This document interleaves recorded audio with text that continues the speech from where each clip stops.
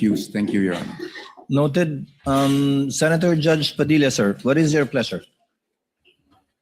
Ano naman yung drama nila ni Maraming salamat Robin po Hood? sa ating tagapamahalang hukom at sa ating pong ginoong Pangulo. Nais ko lamang pong basahin ng napakaigsing manifestasyon po. The gentleman may proceed with his manifestation. Maraming salamat po. A'udhu billahi minash shaitanir rajim. Bismillahirrahmanirrahim. Alhamdulillah rabbil alamin. Aming mga kasama, ako po'y humihingi ng paumanhin sapagkat dito pong nakaraang linggo, lumabas po sa mga balita na Huwag mo sabing may may karyan. aligasyon na ako daw po ay hindi sumusunod sa batas. Ito po ay nakalulungkot para sa isang senador, sa isang senator judge, ang masabihan na hindi sumusunod sa batas. Samantalang nung tayo po ay merong mahal na saksi dito, pinaalala po natin sa kanya na harapin ang batas. Noong nakaraang linggo, ang ating pong kaibigan na ombudsman, ang sinabi po ng mahal na ombudsman Hindi ka na ako daw po nakatin. ay hindi sumunod sa kanilang pasabi, Putragis, personal mong problema yan. Huwag mong ilagay sa impeachment court. Kumag ka.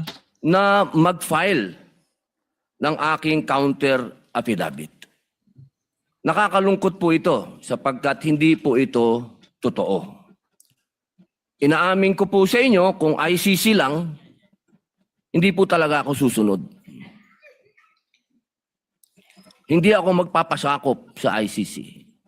Pero dahil ginagalang ko po ang ombudsman, dahil siya po ay aking kaibigan na itinuturing, dahil nagkaroon na po kami ng napakahabang kwentuhan sa aking opisina nung siya po ay kalihim ng hustisya, nag-file po kami. Ito po, hawak ko po ang original. Dahil sa akin po, importante ang original. Ito po ang original, nakalagay po dito. Nag-file ako. Nakalulungkot po na pati ang media ay nakikisama sa ganitong klasing propaganda na ang isang senador ay hindi sumusunod sa batas. Isang senator judge. Ito po, maaari ko po kayong bigyan ng kopya, mga mahal kong kasama, para mapatunayan na hindi ko po kayo ilalagay sa kahihiyan. Hindi na kailangan. Impeachment ang usapan, hindi sa personal mong problema. Diyan, sa ombudsman, kumag ka talaga, oo. Ako po ay nag-submit ng aking counter affidavit. At ganun din po, humihiling din po ako sa aking mga kasama, lalong-lalo na po sa aking kaibigan, Ginoong Pangulo, na sa mga ganitong pagkakataon, hinihingi ko po na tulungan din po ninyo kami. Na maipaliwanag din po namin sa media na meron din po kaming mga pagkakataon na ipagtanggol din ang aming sarili at kami wag husgahang kaagad na kami hindi sumusunod sa batas. Yun lamang po, Ginoong Pangulo at tagapangulong hukom. Maraming salamat. Senators Erwin Tulfo, Senator Judge Alan Cayetano, thereafter Senator Judge Sige, banata mo na, Erwin Tulfo. What is your pleasure, Senator Judge Erwin Tulfo?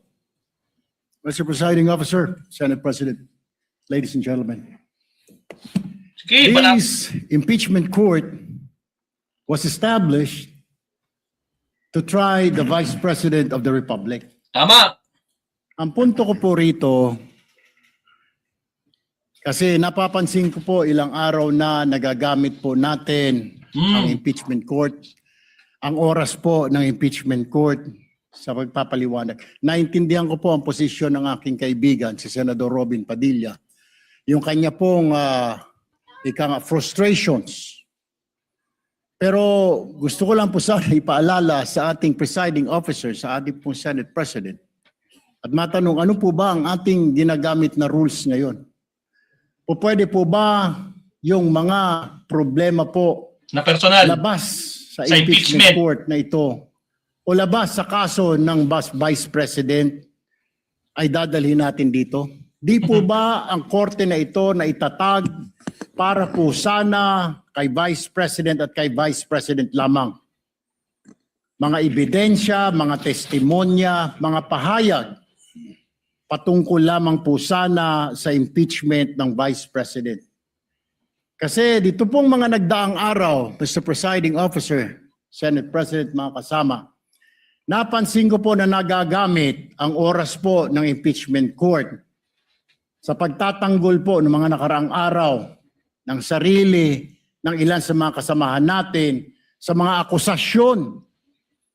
This is not the right forum and the right venue and not the right time Ito, to palpal mo. explain your situation. Sige.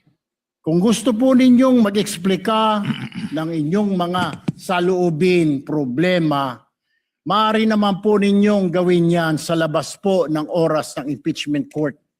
Maaari pong sa press conference, nandyan naman po ang Senate media. Anytime po, nandoon sila sa Senate briefing room, press briefing room. Maaari din po sa Facebook o sa YouTube magpaliwanag. Huwag po natin gamitin ang oras ng impeachment court sa pagpapaliwanag o sa pagtatanggol ng ating mga sarili simula pa po noong nakaraang linggo.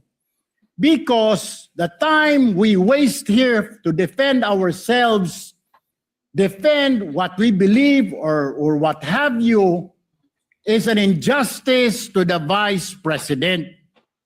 Yung oras po na ito dapat ilaan natin sa pakikinig sa depensa ng Vice Presidente, sa mga akusasyon laban sa Vice Presidente, hindi po pagdidepensa sa mga sarili natin kung tayo inaakusahan ng kung anong mga ahensya, kung tayo po ay may mga kaso, may Sige. mga investigasyon. This is not the right forum, Mr. Presiding Yun! Officer, Mr. Turugin mo! President, Senate President. This is not the right place. This court was established, was created, the impeachment court, for the Vice President and Vice President only. Yes! This should be her time. This should be her forum, not our forum here na ilabas natin ang saloobin natin, mga sagot natin sa mga akusasyon, mga kaso laban sa atin. And this is not also the time, Mr. President, Mr. Presiding Officer, na hanapin yung mga kasama nating nawawala, nakakulong. Dapat po doon sa Senado natin, sa sesyon natin, and not here in this court, Yun! Mr. Presiding Officer, Durog! Mr. Senate President. Kaya pakiusap ko lamang po sana sa ating mahal na Presiding Officer and Senate President, let us follow the rules. May rules ho tayo. Kung hindi naman ho patungkol sa Vice President na sasabihin natin, Tingnan niyo yung itsura. Tingnan niyo yung itsura ni Robin Hood. Tingnan niyo yung itsura ni Cayetano. hindi naman po patungkol sa depensa o prosekusyon ng Vice Presidente natin, then wag na ho natin payagan na magsalita pa po dito because nasasayang. Because every minute, every hour that we waste Agree! away from the defense Diyos or ko, from Lord. the prosecution of the case of the Vice President, it is injustice. It is called injustice to the Vice President, to her family, yung anguish, yung kanyang sama ng loob, yung oras na nakabinbin ng kaso na ito. Let us do this impeachment trial as quickly as possible. If we have to clear the Vice President, then let's clear her. If we have to prosecute, then prosecute her with the evidence kung meron. Not waste our time kung ano-anong sinasabi natin dito to protect Galing. ourselves, to defend ourselves. This is not the right forum, Mr. Presiding Officer. Kindly wind up, Mr. Senator Senate Judge President. Erwin Tulfo. This is not the right forum for us to defend ourselves. Bring it somewhere else. Bring it to the press. Bring it to the social media, but not here. Thank you, Mr. President. The remarks of the gentleman are noted. Earlier, Senator Judge Allen asked to be